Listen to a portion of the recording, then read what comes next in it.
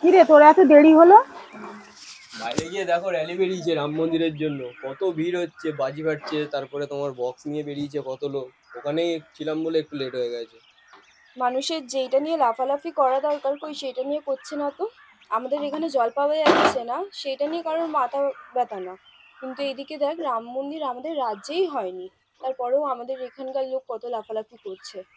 ওটার সাথে এটার কি সম্পর্ক? রাম মন্দির না থাকলে কি পাড়ায় জল চলে আসতো? চুপ চুপ চুপ, দিয়ালেরও কান আছে, এখানে আমাদের থাকতে দেবে?